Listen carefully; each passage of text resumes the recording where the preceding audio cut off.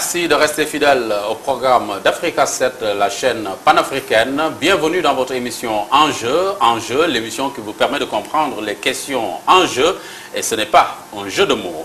Pour ce numéro de votre émission Enjeu, il sera question de l'absence de Maître Abdoulaye Wade au 15e sommet de la francophonie et l'attitude du président Macky Sall qu'il a royalement ignoré dans son discours. Mais il sera surtout question d'autosuffisance alimentaire, notamment en riz, ainsi que le président Macky Sall s'y est engagé pour 2017. Pour en débattre, nous recevons sur ce plateau de Enjeu Youssou Diallo, conseiller technique numéro 1 au ministère de l'Agriculture, leader du mouvement Ndar Tchakanam. Youssou, bienvenue. Merci Amadou. Et à ma gauche, nous avons Amadou Tidiane Wan, ingénieur agronome, ancien maire de Kanel et ancien conseiller en développement rural de Abdou Diouf, alors Premier ministre. Bienvenue. Merci Diouf.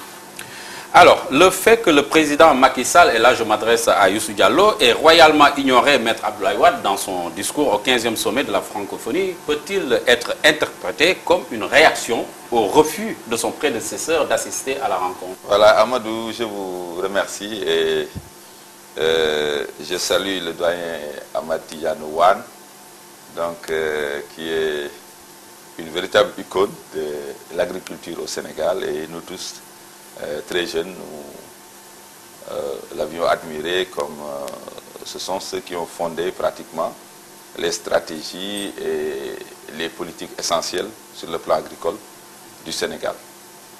Et je suis d'autant plus heureux que, en partageant avec des personnes de cette qualité et de cette expérience, on va s'enrichir. Parce que je crois que le débat qui est aujourd'hui posé, qu'on va aborder bientôt sur le riz, est un débat national et un débat qui est posé et qui mérite l'avis des experts, des sachants comme on dit. Et lui, il fait partie de ces sachants. Maintenant, concernant l'invitation de Macky Sall et de Abdoulaye Wade, le sommet de la francophonie, d'abord, ce que je vais magnifier, c'est l'organisation parfaite et vraiment la réussite éclatante que le sommet de la francophonie a connue. Et féliciter le président de la République, l'ensemble du gouvernement, mais aussi l'ensemble du peuple sénégalais. Parce que je crois que de part et d'autre, même y compris Abdoulaye Wade, durant le meeting que le Parti démocratique sénégalais a organisé, il a dit, même si je ne vais pas, je n'irai pas au sommet, mais je demande à tous les Sénégalais, à mes militants, de réserver un accueil chaleureux et à la dimension du Sénégal à nos hôtes qui viendront dans ce pays. Alors, le fait que Macky Sall ait royalement ignoré le président Wade dans son discours, est-ce une réplique à son refus d'assister à ce sommet? Je pense que, en tout cas, de mon point de vue, c'était peut-être la meilleure attitude à avoir. De la part? Parce que, de la part du président Macky Sall, parce que les questions ou les problèmes sénégalo-sénégalaises doivent rester entre nous. Parce que quand il y a un conflit au sein de la famille, ce n'est pas dans la rue ou hors de la maison qu'on va aller étaler nos divergences et nos problèmes. Et je crois que l'attitude du président Macky Sall a été la meilleure attitude de ce point de vue-là. Un petit hommage ne ferait pas de mal. Je crois que dans tous les cas, se pourrait créer une situation et des interprétations. Le président Sall a adressé une invitation en tant que président de la République à Maître Abdoulaye Wade, ancien président de la République, mais le président Wade, pour des raisons, cette fois-ci personnelles et familiales, a décidé de décliner l'invitation. Et je crois que de telles attitudes, on ne peut pas les commenter. Quand un individu, au plan personnel, prend ses responsabilités, on ne peut pas le commenter. Mais sur un autre plan, en se situant au niveau de l'intérêt général, sur le plan politique, sur le plan public, je crois que quand l'État appelle les citoyens à quelque chose, je crois que le devoir des citoyens était de répondre. Et surtout que, sur le plan politique, la présence de Wade à ce sommet aurait eu un effet positif, dans le sens où, comme disent les Wolofs, ku la woo dana la woo baa mu jox la. dana la wax baa mu jox la. dana la wax baa mu jox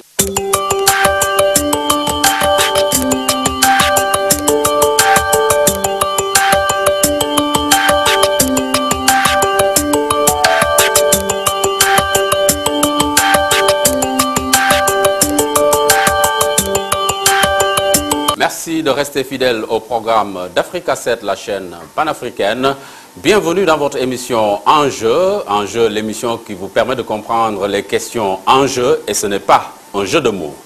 Ce numéro de votre émission Enjeu sera exclusivement consacré au nouveau code de la presse, surtout à la question de la dépénalisation du délit de presse qui constitue la principale pomme de discorde entre les députés et les défenseurs de cette disposition du nouveau code. Alors, pour parler de tout cela, nous recevons sur ce plateau de Enjeu Maître El Hadji Diouf, député à l'Assemblée nationale. Bienvenue, Maître.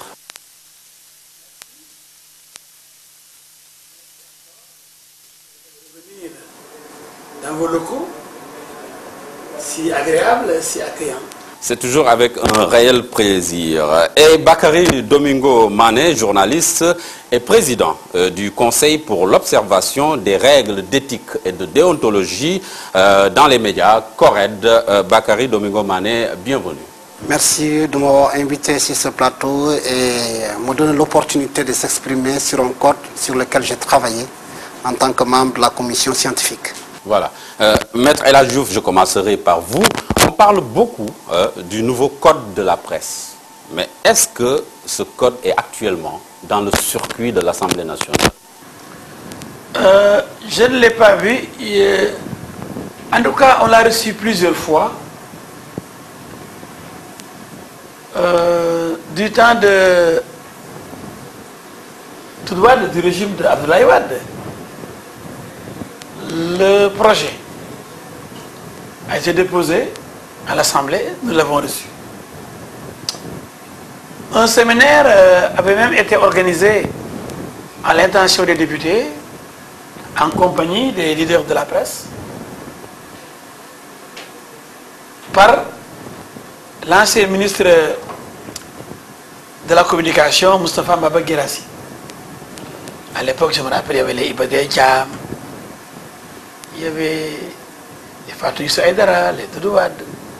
Et Toudouad avait tout fait, bien sûr, pour respecter les recommandations du président Wade.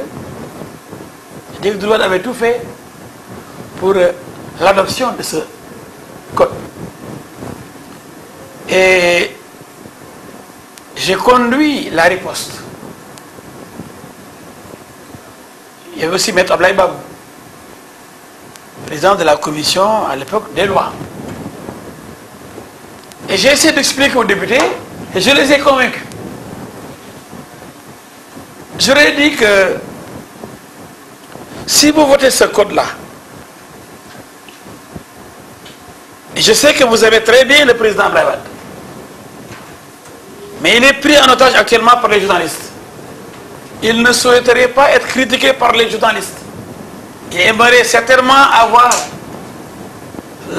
bénéficier de leur indulgence, avoir leur soutien. C'est pourquoi il fait semblant de les aider en leur disant « Je vais faire adopter le code sans changer une seule virgule ». J'ai dit aux députés, attention, moi je suis juriste, je suis avocat. Ce code va rompre l'égalité des citoyens devant les charges publiques. Alors, Bakary, selon nos informations, le nouveau code de la presse avait été retiré et depuis lors, il n'y a pas eu un autre texte sur le circuit ou sur la table des députés. Où se trouve le nouveau code de la presse, selon vous? En tout cas, aux dernières nouvelles, le président et le ministre, d'autres personnes qui entourent le ministre, notamment le directeur de l'information, avait donné l'information comme quoi le gouvernement allait reprendre le texte et le réétudier. Donc c'est la dernière information que nous avons reçue. Est-ce que le texte a été retiré au fin d'un autre examen? Parce qu'un séminaire va être organisé incessamment, dit-on, qui va regrouper à la fois la représentation les journalistes et d'autres pans, n'est-ce pas, de la société, pour revoir encore le code de fond en comble. Oui. Bon, je pense que c'est ça la dernière information. Bien sûr. En attendant de retrouver le texte, faisons un peu de sémantique. Hein. Il y a une ambiguïté dans le terme dépénalisation, parce qu'il est prévu une sanction pécuniaire, mais la sanction, la peine même si la peine d'emprisonnement va être levée, hein, ne devrait-on pas alors parler de dépénalisation partielle? C'est même inapproprié de parler de dépénalisation. Il faut plutôt parler de déprisonnalisation. Déprisonnalisation. Parce que lorsque vous dites dépénalisation, ça signifie absence de peine. Or, dans le cas de figure, on a prévu des peines pécuniaires. C'est-à-dire que le journaliste qui diffame, le journaliste qui insulte, qui commet un délit dans le cadre de son travail est sanctionné, mais à la seule différence que maintenant il ne va plus en prison, mais on va lui demander de payer une amende c'est lourde. Vous savez, la philosophie qui est derrière tout cela, je pense que ça aussi les gens l'oublient. Parce que ce texte, il faut à la fois le comprendre en mettant en avant l'esprit et, disons, l'esprit et la lettre. Ce qui nous a amené, nous, en tant que responsables, en tant que membres du comité scientifique, à faire cette proposition-là, c'est que nous avons remarqué une chose. En tout cas, je pense que ce n'est pas Maître qui va me démentir. Je n'ai pas dit qu'aucun journaliste n'a jamais été en prison, mais peu de journalistes ont été en prison, hein, voilà, pour des délits de diffamation et consorts. Et nous avons dit que, quelque part, qu'est-ce que nous cherchons au fond? Est-ce que nous cherchons l'efficacité? Autrement dit, faire en sorte que ce métier devienne un métier fréquentable, parce qu'aujourd'hui, nous sommes assaillis de toutes parts par des gens qui n'ont rien à voir avec ce métier, n'est-ce pas, qui ternissent l'image de ce métier. Si nous voulons véritablement rétablir l'image, n'est-ce pas, la bonne image vraiment de ces métiers-là, il va falloir s'y prendre autrement. S'y prendre autrement, ça veut dire quoi? Ça veut dire qu'au lieu d'envoyer quelqu'un en prison, en se disant que la prison, cette mesure est contre-productive, parce que ce n'est pas parce que vous envoyez, disons, quelqu'un en prison, que la raison pour laquelle vous l'avez envoyé, cette raison a été éradiquée. Non. Donc nous avons dit, autant frapper dans la poche, n'est-ce pas, des entreprises de presse. Donc, lorsque quelqu'un diffame, vous lui dites, vous payez 300 000 francs, ou bien 400 000, 1 million. Mais attends, s'il fait une bourde une fois, 2 fois, mais la 3e fois, c'est le patron de presse qui va le renvoyer, parce qu'il ne peut plus supporter les charges. Donc là, nous avons reçu. Il y a là vraiment un impact avéré. Or, vous envoyez un journaliste en prison, mais attends, il va signer des autographes. On a vu l'exemple aujourd'hui, je ne vais pas citer de nom, mais voilà, parce qu'il a séjourné en prison, les journalistes tous les jours faisaient des commentaires à la une des journaux, faisaient des contributions, les organismes internationaux de journalistes se sont mêlés aujourd'hui, ce sont ces journalistes-là, c'est ce journaliste-là qui est devenu une sorte de star. Voilà, je dis quelque part c'est contre-productif. Et alors, ce que Maître ne dit pas, c'est que le vent de la dépénalisation a soufflé sur toute l'Afrique. Vous prenez des pays comme le Niger, le Libéria. Vous prenez le Libéria, un pays qui est en guerre. Hein, voilà, aujourd'hui, a adopté la dépénalisation. Est-ce que vous allez dire que les journalistes sénégalais sont moins responsables que ces journalistes qui ont connu la guerre? Vous prenez l'exemple du Niger, hein, qui aujourd'hui est un régime militaire, hein, parce que c'est un militaire qui est arrivé. Donc voilà un régime, n'est-ce pas, qui a dépénalisé. Mais alors, est-ce que ça veut dire que ces pays ont régressé? Non, je ne pense pas. Je pense que les députés ont mal posé le débat et on reviendra. On reviendra dans le fond. On reviendra donc dans le fond par rapport à cette question de dépénalisation. Mais au plan sémantique toujours, Maître, au plan sémantique, la dépénalisation, elle est à la limite partielle. Vous avez proposé un néologisme tout à l'heure en parlant de déprisonnalisation. Voilà, au plan sémantique, quel est le mot idéal? Je ne le sais pas, parce que je ne suis pas dans leur tête. Et ils veulent manipuler l'opinion, ils veulent nous tromper, les journalistes. Ah oui? Oui, pas tous les journalistes, mais ceux qui sont à la base de ce texte pensent être les Sénégalais les plus intelligents pour être au-dessus de tous les autres citoyens. Même le chef de l'État, dans l'exercice de ses fonctions, peut aller en prison pour trahison. Les députés, si on lève leur immunité, ils vont en prison. Les ministres, ils vont en prison, jugés par la haute cour de justice. Tous les Sénégalais, quand ils font des erreurs, s'ils commettent des délits, ils doivent aller en prison. Mais pourquoi bouger une seule catégorie de citoyens dans l'exercice de ces fonctions? Cette catégorie doit être en dehors de la norme.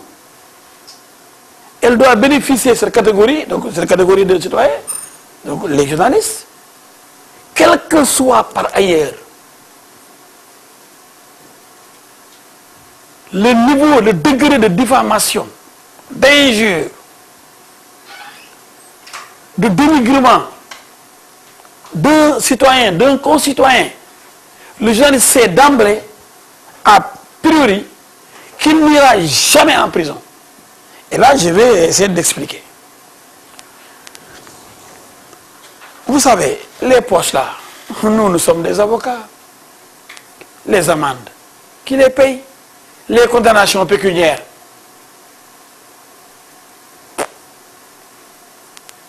C'est du vent pour la plupart du temps. Mais il y a une fonction, la prison aussi. Ce n'est pas seulement essayer de corriger, etc. Mais il y a une sanction.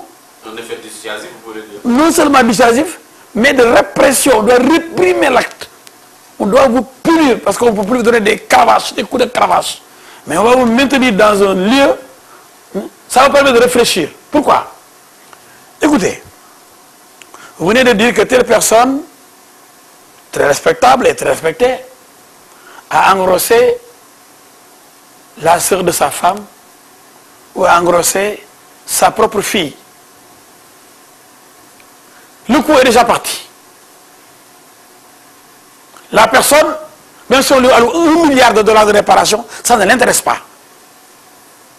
Ce qui l'intéresse, c'est voir ce voyou-là, ce menteur qui a terni son image à jamais, être puni sévèrement en gardant en prison, en restant en prison. C'est ça qui va lui apporter un minimum de baume au cœur. Mais qu'est-ce que... Moi, je suis milliardaire. Par exemple, prenez un cas. Je donne un cas. Moustapha Niasse est milliardaire. Macky Sall, Idriss Seck, Tanor Dieng sont considérés comme des milliardaires. Ils vont en compétition électorale. Moi, un de ces ténors-là, je prends 10 millions. Je donne à un journaliste. Je dis que telle personne a dans son passé commis tel acte. Et ça, c'est faux, hein. Je te donne 10 millions. Et si on te condamne, c'est moi qui vais payer à ta place. Donc, non seulement je vais payer, mais tout de suite, avant même l'apparition de l'article, je finance. Mais il faut me descendre ce gars-là. Parce que c'est lui qui va m'empêcher d'accéder au pouvoir. Comme je suis milliardaire, je suis prêt à toutes les éventualités, pour toutes les condamnations pécuniaires. Même si vous n'êtes pas dans la profession, même si le conseil, la corruption, je ne sais pas, vous écartez de la profession, je vais vous embaucher chez moi. Vous allez dans mon cabinet. Je vais vous donner une villa. Mais vous aurez descendu mon adversaire politique. D'accord. Mais donc, voyez-vous que vous regardez comme c'est pernicieux. Oui. Alors donc je dis tout de suite, premièrement, nous juristes, nous sommes jaloux, profondément jaloux. Ça je dis Niger, Libéria, ça ne m'intéresse pas. Parce que quand on a pris le droit ici, quand le Sénégal, quand on est devenu un état de droit, ces pays-là n'étaient pas encore état de droit. D'accord? Donc ici c'est un état de droit. Et tout le monde ici doit respecter scrupuleusement la loi. Et la loi est impersonnelle et générale. Tous les citoyens doivent être égaux devant la loi. Donc, et ils disent, deuxièmement, que quand un citoyen ordinaire, qui n'est pas journaliste, diffame, ça peut arriver, dans un meeting, prenez le micro, vous diffamez. Parce qu'il y a un moyen de division publique. Et en public, vous avez déclaré quelque chose de grave. On peut vous poursuivre pour diffamation. et on peut vous envoyer en prison, parce que vous n'êtes pas journaliste. Mais quand un journaliste écrit des choses plus graves, il n'ira jamais en prison. Mais donc, il y a une rupture de l'égalité des citoyens devant la loi. Donc, on crée une catégorie de citoyens au-dessus de la loi, qui violent la loi, mais qui n'encourent que des sanctions pécuniaires. Vous l'avez dit, on a compris votre position. Ça ne passera jamais. D'accord, on a compris votre position. Bakary Domingo Mané, plus concrètement, si la peine d'emprisonnement est écartée, qu'est-ce que le journaliste qui s'est rendu coupable d'un délit dans l'exercice de ses fonctions encourt comme sanction? Avant d'arriver à votre question, je vais démontrer qu'en réalité, les arguments de maître ne tiennent pas tellement la route. Vous savez pourquoi? D'abord, il pense que la démarche adoptée par le journaliste pour faire adopter, disons, ce code-là, cette démarche est pernicieuse. Elle ne l'est pas. Vous avez parlé tantôt des avocats, des députés qui peuvent être sanctionnés si on lève leur immunité. Mais au moins, ils ont une immunité, on est d'accord. Les magistrats bénéficient de ce qu'on appelle le privilège, n'est-ce pas, de juridiction. Vous parlez du président de la République. Il ne va pas être condamné, ce n'est pas n'importe quel tribunal qui va le juger, il a un tribunal spécial pour ça. Vous parlez de rupture d'égalité. Le président de la République, l'avocat que vous êtes, voilà, le magistrat, eux ne bénéficient pas de ce privilège de juridiction. Ça, c'est le premier point. Deuxièmement, quand le juge condamne un citoyen, est-ce que la seule voie, c'est la prison? Est-ce que c'est la seule voie? La seule voie n'est pas la prison, vous le savez. Le juge a la possibilité de mettre quelqu'un en prison comme ne pas mettre quelqu'un en prison. Donc le fait de ne pas pouvoir mettre quelqu'un en prison, c'est dans cette brèche, n'est-ce pas, que les journalistes se sont engouffrés. Nous ne sommes pas des citoyens à part, loin de là. Et il y a une chose que vous oubliez dans votre raisonnement, c'est que les journalistes, en mettant ça sur la table, nous avons aussi proposé, n'est-ce pas, des palliatifs. Les palliatifs, c'est quoi au fond? C'est le tribunal.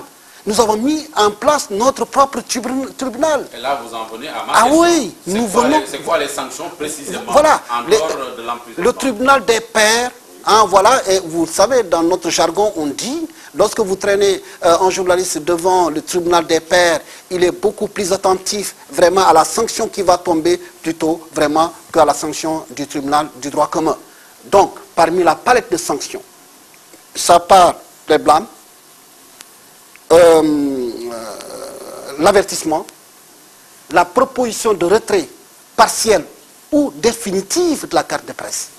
Vous savez, lorsqu'on vous retire définitivement la carte de presse, ça veut dire que vous n'existez plus. Et je pense que ça, c'est la sanction suprême. C'est la sanction suprême. Donc, que les avocats qui ne comprennent pas, ça c'est mon point de vue, je pense qu'ils ne comprennent pas fondamentalement les enjeux, n'est-ce pas, qui sont là. Je pense que ce n'est pas une prime vraiment voilà, une prime, voilà, à la... j'allais dire, une prime à l'impunité. Ce n'est pas ça non plus. Mais c'est une question de responsabilité. C'est-à-dire qu'au fond, la dépénalisation ou la déprisonnalisation va renforcer encore la responsabilité, n'est-ce pas, des journalistes. C'est ça que les gens oublient. Voilà. Donc, ne pas dire que oui, nous sommes des citoyens à part. Non, nous ne sommes pas des citoyens à part. On a simplement dit que dans le cadre vraiment des sanctions privatives de liberté, ce sont ces peines-là, les peines privatives de liberté, n'est-ce pas, qui sont concernées. Mais je donne souvent un exemple pour illustrer mon propos. J'ai dit, un journaliste qui est convié à une conférence de presse, il quitte chez lui dans son véhicule, il fait un accident en cours de route. Mais attends, il n'est pas couvert par le code. Il n'est pas couvert par le code. Vous savez qu'est-ce qui va s'appliquer? S'il est fautif, vous savez, c'est le code pénal qui va s'appliquer. Il quitte, disons, c'est le d'accident, il va à la conférence de presse. Maître El Hadji Diouf tient une conférence de presse où il insulte copieusement son adversaire politique. Le journaliste reprend les propos entre guillemets et les publie. Le lendemain, on dit diffamation. Vous êtes poursuivi pour complicité. Regardez vous-même. Pendant ce temps, alors que c'est vous-même qui avez tenu ces propos, le journaliste n'a fait que relayer les propos et on condamne son journal pour complicité, diffamation. Vous voyez? Vous pensez que c'est juste? Alors, arrêtez de dire que nous sommes des super citoyens. Nous ne sommes pas des Vous super n'allez pas, citoyens. vous ne le ferez jamais.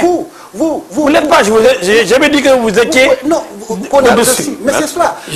Vous le laissez terminer, on reviendra vers vous. Vous laissez terminer. Chez vous, par exemple, vous êtes, disons, des députés. Vous bénéficiez de quoi? De l'immunité parlementaire. Vous savez pourquoi vous bénéficiez de cela? C'est pour que vous puissiez jouer le rôle, n'est-ce pas, de démocratie, de levier de démocratique. Nous aussi, mais nous constituons un levier important de démocratie. Mais là, je rebondis, Bakary, et je pose la question à Maître El Hadji Diouf. Cette protection du journaliste, peut-on l'assimiler à l'immunité parlementaire dont bénéficient les députés? C'est l'erreur qu'il a commise. Il ne comprend rien. Il dit que j'ai répondu. Mais je crois que... Non, sa question est légitime. Non, je vais l'expliquer.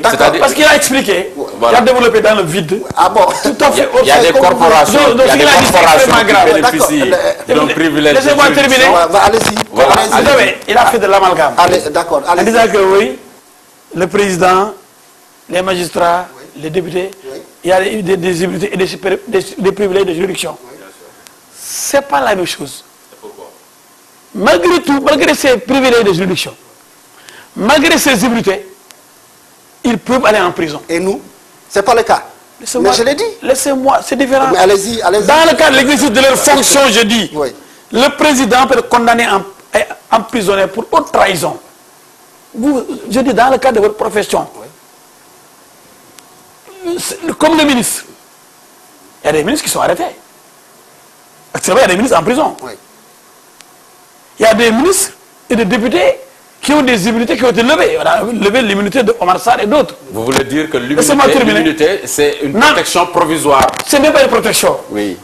Vous savez... C'est quoi alors? Non, c'est un statut donné à un représentant de tout un peuple.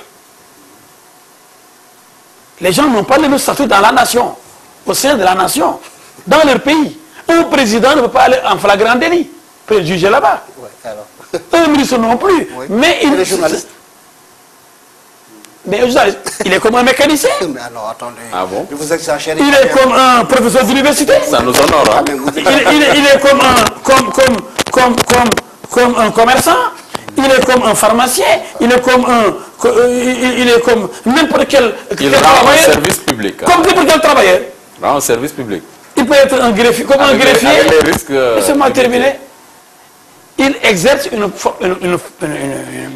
un métier, une fonction qui est d'une nécessité absolue, d'une utilité reconnue. Parce que les gens ont le droit d'être informés. Et c'est un rôle capital dans une nation. Un peuple qui n'est pas informé, c'est un peuple qui ne comprend rien du tout.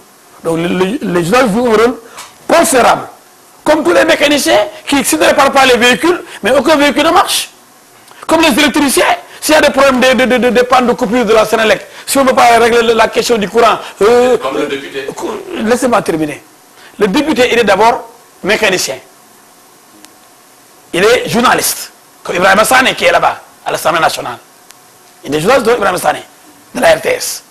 Il est actuellement député. L'homme de Tandjem, ou de Bigona, de Tandjem, je crois. C'est mon ami. Il est journaliste. Oui. Mais il a d'abord... Le député, il a été mandaté par son peuple. Il est mandataire, il a un mandat de 5 ans. Il représente le journaliste, le chef de l'État, on vote son budget, on le représente à l'Assemblée, le président de la République. Le Premier ministre, on le représente à l'Assemblée, on lui donne un budget. Et on est là pour tout le peuple sénégalais. Donc le député, je le dis toujours, est plus fort et, du point de vue du statut, même que le chef de l'État. Il est élu comme le chef de l'État, au suffrage universel direct, pour 5 ans. Et parce qu'il est plus fort que le ministre, le député. Le ministre, à tout moment, on peut l'enlever. Donc il a une immunité qui va avec son statut. Parce que c'est lui le peuple. Et son bureau là-bas, sa maison, c'est la maison du peuple. C'est le siège de la représentation nationale. Laissez-moi terminer. Laissez-moi terminer. Et ce député-là, pourtant, s'il commet des délits, on peut enlever l'immunité parlementaire et l'envoyer après en prison. Je dis donc, il a fait fausse route. C'est lui qui a fait fausse route. Comparaison n'est pas raison. Il a voulu comparer. Non. je dis que le journaliste Ibrahima Sané, ou un autre qui écrit, c'est différent du député qui est là pour un mandat pour représenter tout un peuple. Le ministre aussi, on ne peut pas l'envoyer dans n'importe quelle juridiction à tout moment pour le juger. Qu'est-ce qui vous dérange dans cette protection du journaliste? Par contre, on ne peut pas dire qu'à partir de maintenant, si les mécaniciens bousillent les véhicules des gens, on ne doit pas les emprisonner. Parce que quand même, oui, le mécanicien, il est utile à la nation, donc sans lui, toutes les voitures qui tombent en panne risquent d'aller au cimetière des véhicules là. Donc, si vraiment, dans le cadre de sa fonction, le mécanicien commet des délits, il doit pas être emprisonné. Non, c'est une erreur. Et je continue. Non, mais attendez. Non, laissez-moi terminer. Je vous avais laissé parler. Non, vous avez parlé pendant longtemps. Non, laissez-moi terminer. C'est vous qui avez parlé longtemps. J'ai dit, il y avait deux dimensions que j'ai soulevées. Deux points. Le premier point, c'est son erreur. L'erreur qu'il a commise en disant que, oui, pourtant, il y a d'autres qui ont des protections. Dangam, dangam. Je dis, c'est faux. Je dis, ça, c'est lié à le statut et ils risquent la prison, ces gens-là. Par contre, le journaliste, lui, dans le cadre de ses fonctions, il ne risque pas la prison. Donc comparer ces cas-là, même avec le chef de l'État, qui, s'il commet le crime de haute trahison, il va en prison. Et le journaliste, lui, il commet un délit de diffamation, il ne va pas en prison. Okay. Maintenant, le deuxième aspect... Non, c'est pas fini. On a compris votre position. Le deuxième aspect, terminer rapidement, c'est par rapport à la discipline. Oui. La parole de blâme, avertissement, de tribunal des pairs. Oui. Là, je dois répondre. Prenons le cas des avocats et des magistrats. Nous avons notre conseil de discipline. Nous avons notre ordre des avocats, qui peut radier des avocats, qui peut suspendre, qui peut avertir. C'est le même cas avec le corps. C'est le même cas. Mais malgré tout, les avocats sont envoyés en prison. Il y a le retrait de la carte de la presse et tout ça. Le retrait de la carte de l'avocat. Oui. Vous êtes radié. Mais même cela n'empêche pas d'aller en prison pour un avocat. Il y a pas, bien qu'il existe l'ordre, qu'il existe le tribunal des pairs, le tribunal des avocats, le conseil de l'ordre qui siège en conseil de discipline. Mais on peut vous sanctionner, vous suspendre, vous radier. Mais le tribunal correctionnel, parce que vous avez commis un délit, vous avez bouffé l'argent de votre client, mais vous irez en prison en tant qu'avocat. Le conseil de discipline statue sur le plan disciplinaire. Vous avez des sanctions disciplinaires. Mais, parallèlement à ces sanctions disciplinaires, ou bien cumulativement avec ces sanctions disciplinaires, il y a des sanctions pénales qui vous attendent. Parce que vous avez bouffé, par exemple, 300 millions d'un client, mais vous irez en prison immédiatement. Là, vous êtes en train de vous répéter. Non, c'est très clair. Je termine. Je fais une conclusion. Non, c'est clair. Je termine sur les deux points. Le journaliste ne peut pas être au-dessus de la loi. Il doit aller en prison comme l'avocat, comme le ministre, je parlais de magistrat, etc. On laisse maintenant Bakary développer un peu. Même le magistrat, il va en prison. D'accord. Même le magistrat, bien qu'il soit jugé par une composition spéciale, il peut aller en prison. D'accord. Donc, ils n'ont pas de protection par rapport à celle dont vous parliez. Ça veut dire que, oui, nous, comme les autres, nous avons droit à telle ou telle protection. Non, ça c'est par rapport à le statut. Un magistrat qui juge ne peut pas être dans le même tribunal, devant le même tribunal, avec des gens qu'il juge lui-même. Mais ça, c'est la bienséance, c'est l'intelligence même, humaine. Ça, ce serait quand même idiot, excusez-moi, de mettre les magistrats qui jugeaient les gens, avec ces gens-là, devant un même tribunal. Donc on ne prépare le tribunal. Voilà, merci Maître El Hadj Diouf. Bakary, une question Bakary. Est-ce qu'il ne faudrait pas relativiser cette peine, cette dépénalisation, relativiser l'abandon de cette peine de prison, la relativiser sous quelques conditions? Voilà, le journaliste peut aller en prison à condition de ceci, cela, quelques dispositions qui permettraient quand même de mieux encadrer et de ne pas donner un cutus comme ça et de dire un blanc-seing, de dire que le journaliste n'ira jamais en prison dans l'exercice de ses fonctions. Vous savez,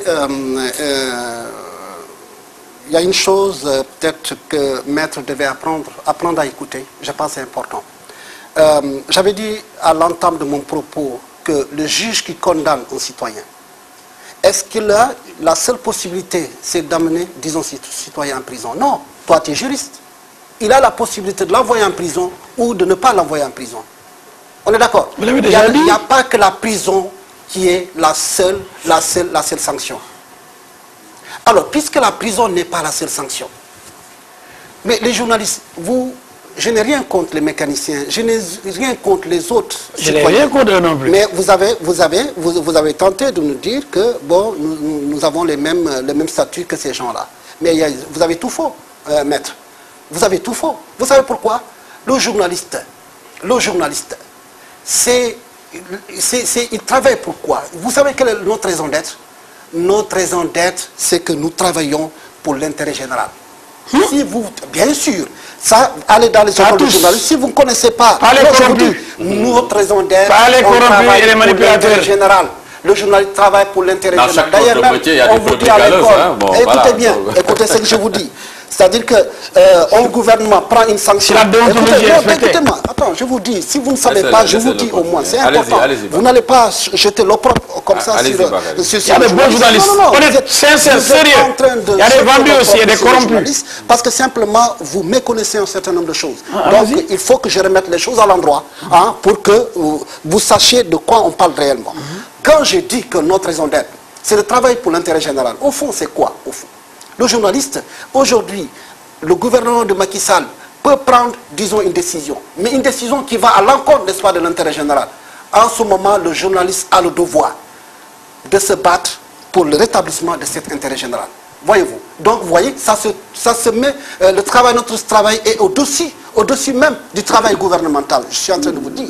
Donc, lorsque vous dites que quelque part, vous assimilez le journaliste au mécanicien, mais vous avez tout faux, vous savez pourquoi?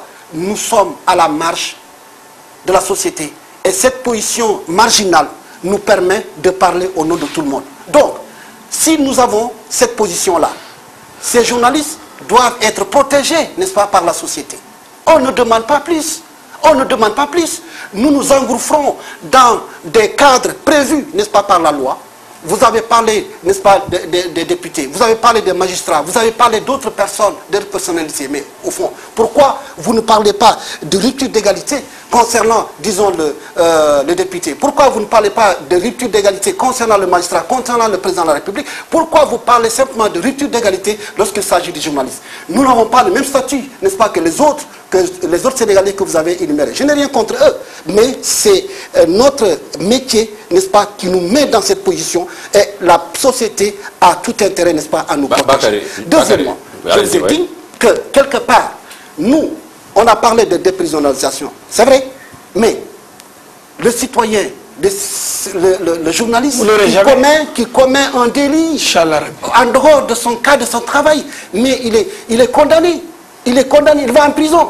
Mais on a simplement dit que dans le cadre de son travail, le journaliste est condamné. Il est condamné. À la seule différence seulement qu'il ne va pas en prison. Mais il y a des sanctions privatives de liberté. J'ai une question précise, Bakary. Non, s'il vous plaît, maître, j'ai une question précise, Bakary. Je vous donne un exemple. C'est-à-dire qu'un journaliste qui diffame un citoyen quelconque, ce citoyen porte plainte, le journaliste ne va pas en prison. Parce que c'est dans l'exercice de ses fonctions. Maintenant, l'effet contraire, c'est-à-dire que c'est le journaliste qui diffame. C'est le citoyen plutôt qui diffame le journaliste. Le journaliste, il porte plainte et le citoyen se retrouve en prison. Est-ce que cela ne vous gêne pas, cette justice à géométrie variable? Non, au fond, pourquoi ce n'est pas gênant? Parce que cette mesure a des mesures d'accompagnement. Parce que lorsqu'on dit qu'on doit protéger le journaliste, on doit le protéger de manière à ce que, vous savez aujourd'hui, lui il connaît la disposition légale. Vous traînez un journaliste en prison pour diffamation. À coup sûr, il est fautif. Lui, il sait comment on a libellé la loi. Non. Il ne s'en sortira pas. Ah bon? Il ne s'en sortira pas. S'il a les preuves de ses... Attends, même quand il dit des preuves, vous savez ce qu'on lui oppose? Recel de documents. Arrêtez.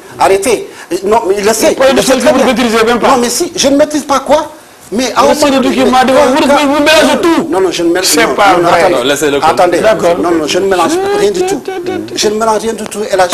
J'ai dit, maître, un journaliste qui diffame, on lui demande d'apporter les preuves. À supposer qu'il dise quelque chose, écoutez-moi, il dit quelque chose qui concerne des documents confidentiels. Il fait tout pour avoir ces documents confidentiels, qu'il exhibe. Mais la loi est là. On va le poursuivre cette fois-ci. Pourquoi? Pour résolve des documents qu'il ne devait pas publier, parce que ce sont des documents jugés confidentiels. Alors, vous osez me dire le contraire?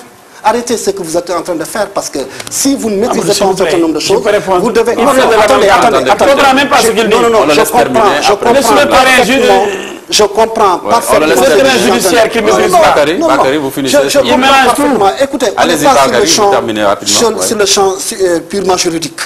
Il y a des choses intelligibles. Hein, voilà, on n'a pas besoin d'être juriste, n'est-ce pas, pour le savoir. Mais je suis en train de vous dire que la disposition est faite de manière que vraiment il est difficile pour un journaliste de s'en sortir lorsqu'il est poursuivi pour diffamation. Mais ça... D'où la nécessité de le protéger davantage. Voilà, ça je vous dis. Voilà. Mais alors, un journaliste qui travaille pour le peuple, qui travaille pour l'intérêt général, je pense que le peuple doit le protéger. Très bien. Nous ne sommes pas des super citoyens. Loin de là, il faut essayer, il faut qu'il arrête de diaboliser les journalistes. Parce que lui, il est député. Mais attends, ils ne sont pas plus méritants, n'est-ce pas, que les journalistes?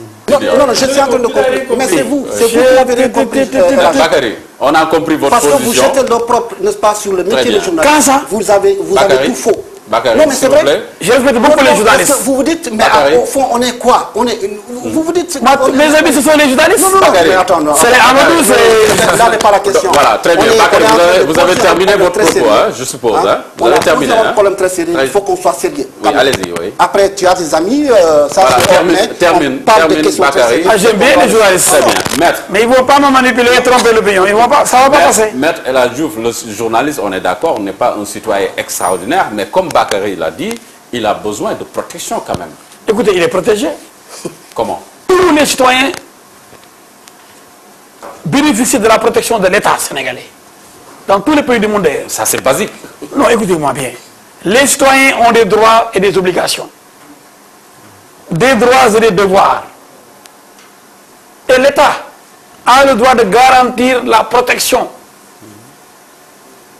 des journalistes. Donc, leurs droits sont reconnus et respectés. Donc, eux aussi, ils ont des obligations et des devoirs. Il a parlé de journalistes qui donnent des preuves et qui est poursuivi maintenant pour celle. Je dis, c'est la confusion. Quand je dis que telle personne a engrossé sa belle-sœur, il y a des documents à voler. C'est l'exemple. Je donne des exemples. Quand on dit que tel joueur de football a triché, il était malade. Il a dit qu'il était malade, non, il voulait seulement aider son club pour ne pas venir en équipe nationale. Mais il peut porter plainte pour diffamation. C'est l'exemple. Ça, c'est pas des documents confidentiels à sortir. Oui. Je continue. Quand on dit qu'un journaliste, ou n'importe quel citoyen, a vendu un terrain appartenant à autrui. Donc il n'a jamais vendu de terrain. C'est juste pour diffamer quelqu'un.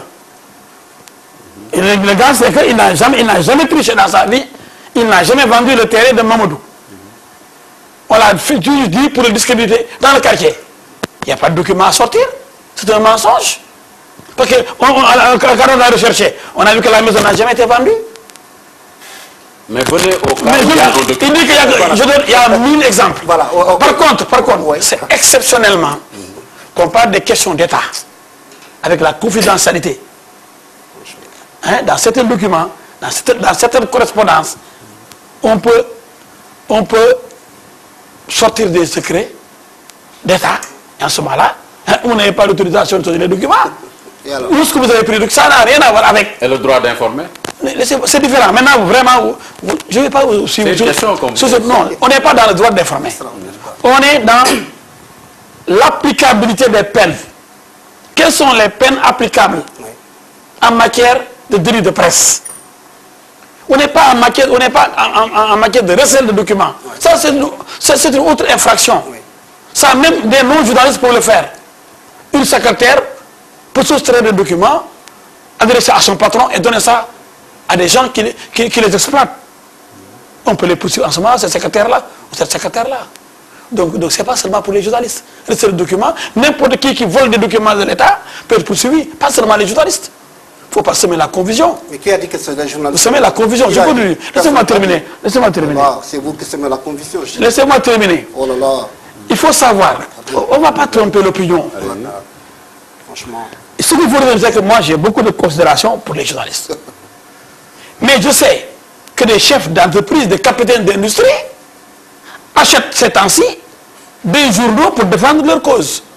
Je vais carrément d'ailleurs, Direct Info. Tout le monde sait que maintenant, défend Cheikh Amar. Wolf Grand Place et Siwel défendent Serigne Mboup dans l'histoire des véhicules là. Vous avez vu les versions tous les jours, réplique contre réplique.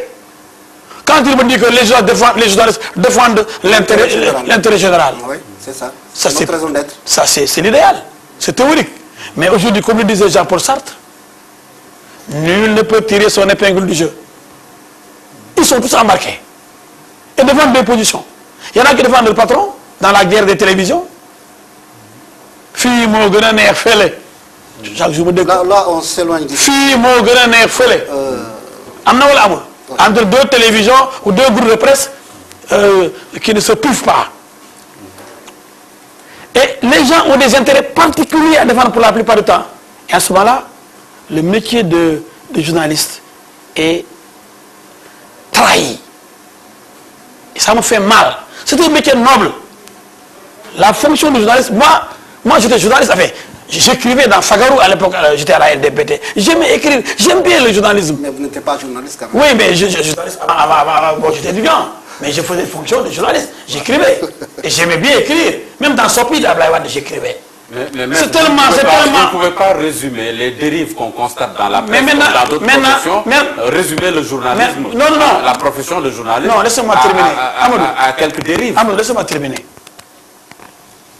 Les journalistes sont comme les ingénieurs, les professeurs d'université, les mécaniciens, les médecins, etc.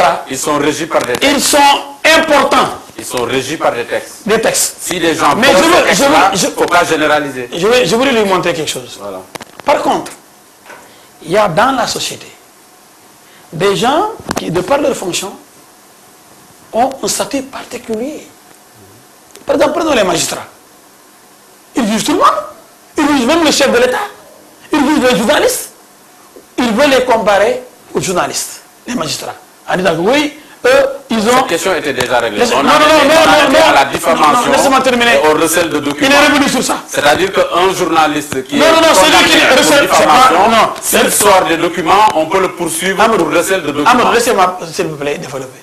Le recel de documents, est-ce que vous c'est une tentative. Au moins l'éclairage du juriste. Non, moi, personne ne pourra me divertir.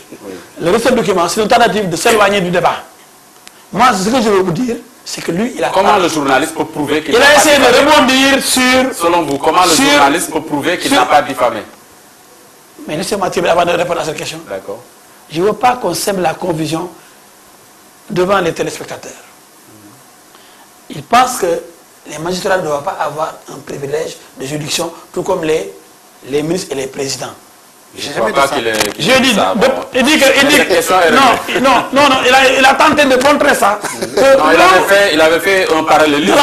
Voilà. Non, j'ai dit qu'eux, ils vont en prison pourtant. C'est comme des délits dans l'exercice de leur fonction. Un magistrat corrompu peut aller en prison pour corruption. Bien sûr. Et eux, s'ils font des délits dans l'exercice de leur fonction, ils ne vont pas en prison. C'est une position claire. Donc, c'est une façon de tromper l'opinion. Ils ont un statut, parce qu'ils jugent, ils ne doivent pas être jugés dans les mêmes salles d'audience que les autres Sénégalais qu'on juge normalement et régulièrement.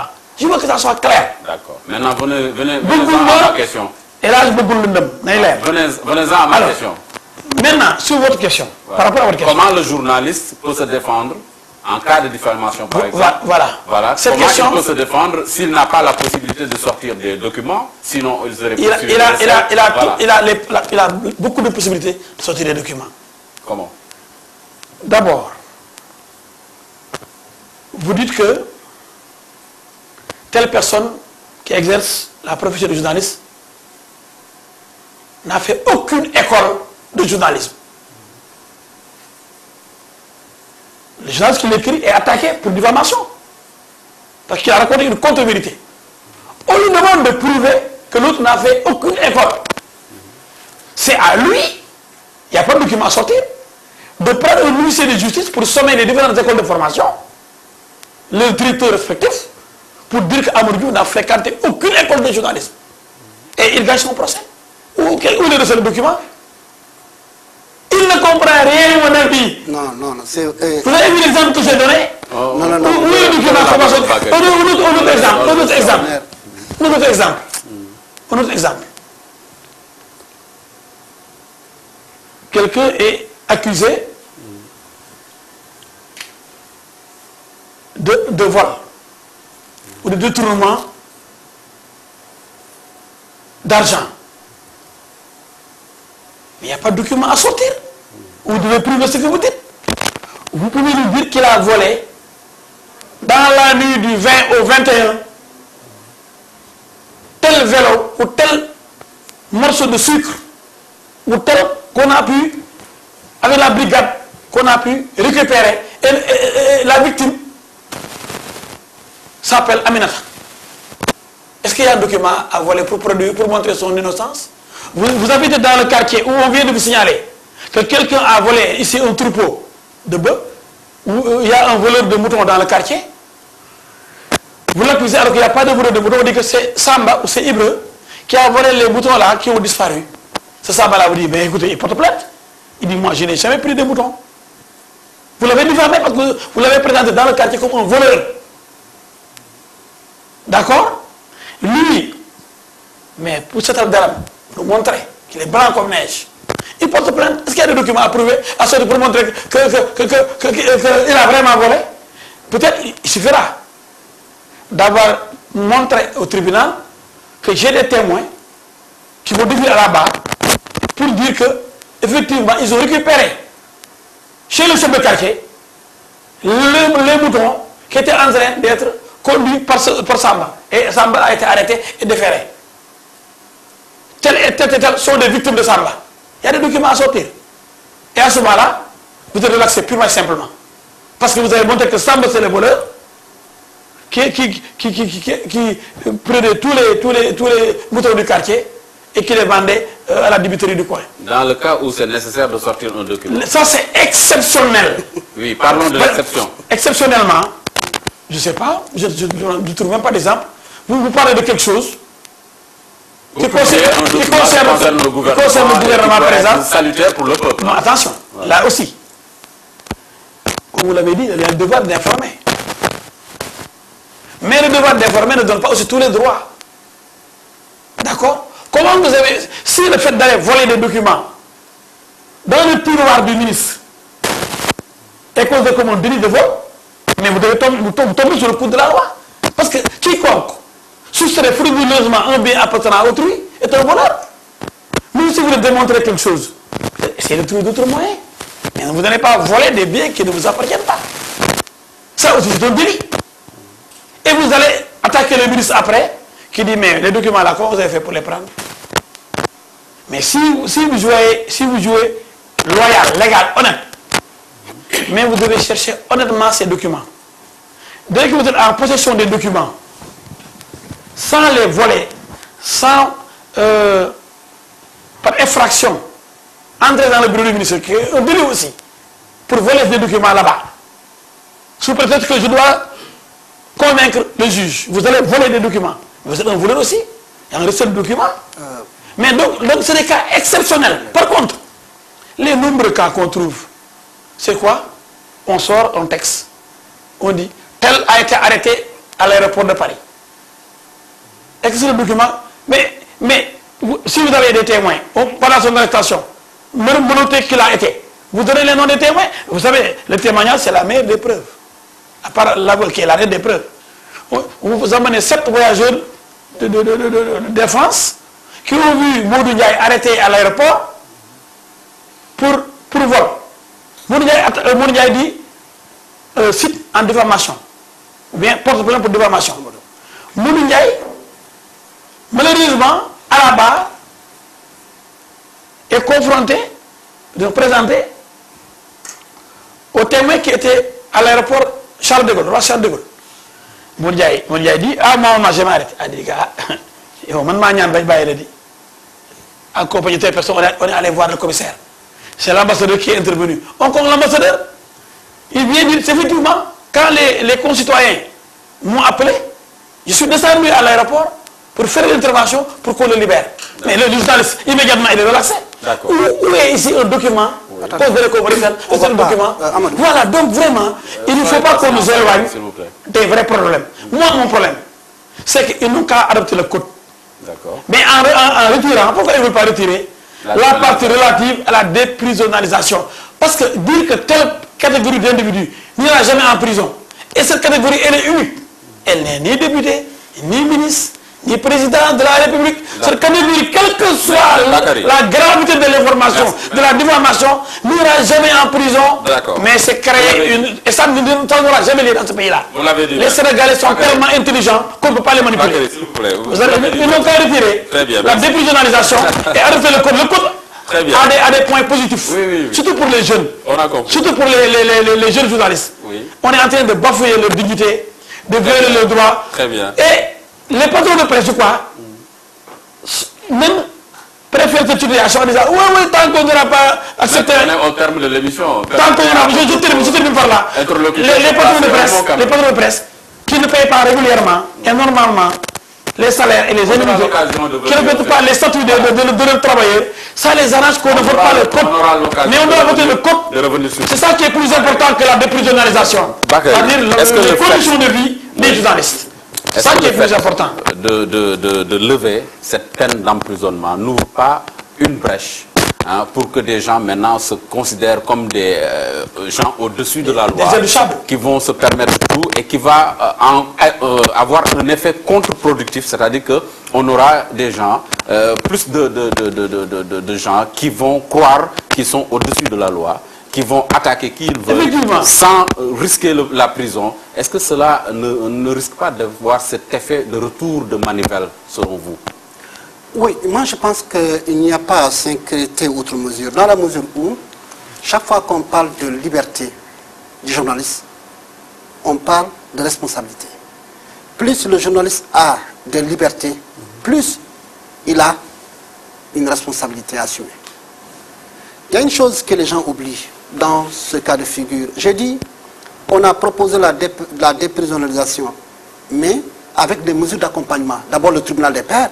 Est-ce que vous savez que dans le code, que certainement Maître Lage n'a pas lu, est-ce que vous savez que la non-observation des règles d'éthique et de déontologie devient un délit? Allez voir les magistrats qui ont leur ordre. Est-ce qu'ils sont arrivés à ce niveau? Non, attendez. Est-ce qu'ils sont arrivés à ce niveau-là? Non, mais attendez, maître. Moi, je suis dans le texte. Non, moi, je suis dans le texte. Vous n'êtes pas dans le texte. J'ai fait un séminaire à Sali. Non, d'accord. 5 minutes, on me fait signe qu'il reste 5 minutes. Donc, soyez beaucoup plus concis et beaucoup plus direct. Pour répondre à votre question, pour dire au fond, je pense qu'on n'a pas à s'inquiéter outre mesure. Ce n'est pas parce qu'on a voté cette loi qui contient ces dispositions qu'on va créer les conditions de dérapage. On ne va pas la voter. Non, ça ne crée pas les conditions de dérapage. Si. Parce qu'avant tout, il y a une chose que les gens ignorent, c'est que dans ce code, on a revu vraiment l'entrée dans ce métier. Avant, la loi 96-04 disait quoi? Et journaliste, toute personne qui tire l'essentiel de qui tire l'essentiel de ses revenus dans ce métier. C'est-à-dire qu'on peut être avocat. Ça c'est le tribunal, ça avec les peines. Ça c'est vous là, vous. Non, vous ne concerne pas. Je vous dis. Donc, comment vous voulez dire? C'est pas le problème. Mais si vous faites des délits, prison. Dans le nouveau code, on a dit. Pour être journaliste. Regardez. Dans le nouveau code, on a dit. Je vous ai dit, s'il vous